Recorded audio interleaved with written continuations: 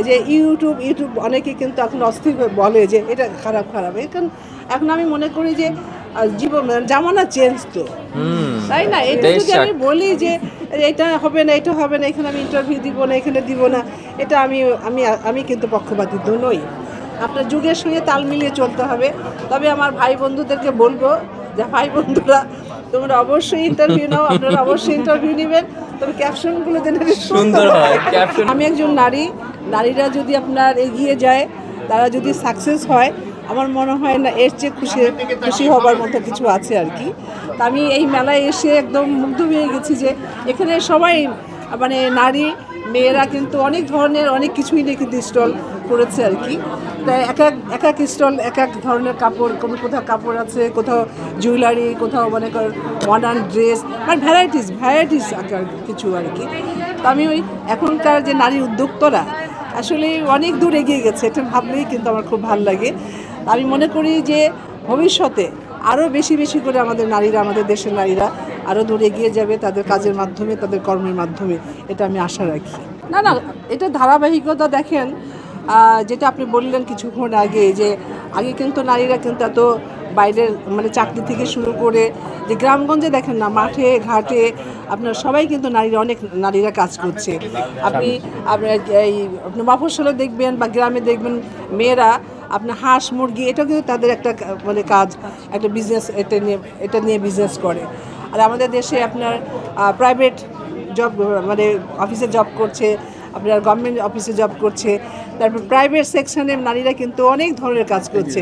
যেমন আপনার এগিয়ে গেছে আপনার প্রসাধনীর ব্যাপারে, আপনার মেকআপ আর্টিস্ট, আগে তো মেকআপ আর্টিস্ট ছিলই না। যেমন আমি যখন আপনার চলচ্চিত্রে আসছি, শুধু ফিল্মে যারা মেকআপ দিত তারা, পার্লার ছিলই না বলতে গেলে। তো এখন মনে করেন যে ঘরে পার্লার, আরও আপনার উদ্যোগ নিচ্ছে মেয়েরা। আমি অনেক ইভেন্টে যাই, যে যারা আপনার পার্লারের বা অন্য প্রশিক্ষণ নিয়েছে তাদেরকে আমি অ্যাওয়ার্ডও দিই। আমি একদম মন ভরে যাই যে না আসলে যে আমরা যে নারীরা পারি। কারণ আমি একজন মেয়ে, আমিও চলচ্চিত্র কিন্তু যখন এসেছি তখন নতুন ছিলাম, আস্তে আস্তে কিন্তু একটা জায়গায় পৌঁছে গেছি। এটা অবশ্যই আমার দর্শকরা আমার ছবি দেখেছে, ভালোবেসেছে, তাদের সাপোর্টেই কিন্তু আজকে আমি রোজিনা। তা আমি আশা করব যে আমাদের নারীরা আস্তে আস্তে ধাপে ধাপে এগিয়ে যাচ্ছে। আর যারা জনগণ আছে তারা যদি সাপোর্ট করে, অবশ্যই সাপোর্ট করছে, আরও বেশি করে সাপোর্ট করবে, আমি ভবিষ্যতে আরও এগিয়ে যাবে আশা করি। আপু আমি একটু পার্সোনালে যাই, আপনার রুম বাসার যে ইন্টেরিয়র ডিজাইন করছেন, আপনার পাশে দাঁড়িয়ে আছে রুমি ভাই।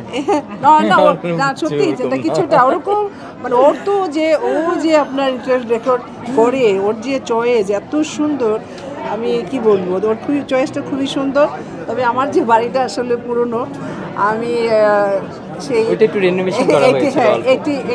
89-এ আমি শুরু করেছিলাম, 92-তে ঢুকেছি। তো এই পুরোনো বাড়িটাতেই ওকে একদিন ডেকে নিলাম যে তুমি আসো, একটুখানি যদি ছোঁয়া লাগে তোমার, কারণ আমি এখানে কিছু চেঞ্জ করতে পারবো। কিন্তু রোজিনা আপু বলতে চাই মাঝখানে 25, সেটা হচ্ছে রোজিনা আপুর বাড়ি কিন্তু এমনি সুন্দর। যদি 90 কততে যেন আমি 89-এ শুরু করেছিলাম, 92-তে ঢুকেছি। আচ্ছা 18 শুরু করে 92, তার এখনো গেলে অনেক বড় আমার কাছে ক্যাসেল মনে হয় ওনার বাসাটা। এখনো এত অ্যান্টিক পুরোনো দিন হলো কিন্তু সুন্দর, পুরোনো দিন হলো অনেক সুন্দর, অনেক উঁচু করে কার্টেনগুলো ইউজ করছে, সোফা সেটিং অ্যারেঞ্জ করেছে, টেক্সচারগুলো চেঞ্জ করেছে, সবকিছু মিলিয়ে অনেক সুন্দর। রোজিনা আপু আছে এটা বলবো না, মানে সেও কিছু আইডিয়া দিয়েছে আমাকে। আমি মাঝখানে আপনার ওয়ালপেপার চেঞ্জ করব, তো ওকে বললাম যে আমাকে একটু নিয়ে যাও, তো নিয়ে গেছে। কি কালারের হলে ভালো লাগবে, কোথায় বসালে ভালো লাগবে, কোন ধরনের পর্দাটা কালারটা কি হবে না, আমাকে অনেক হেল্প করেছে সে। কিছুই অবশ্যই দাওয়াত রইল, সামনে ঈদ আছে, ঈদের জন্য এখানে যারা মিডিয়ার লোকজন আছেন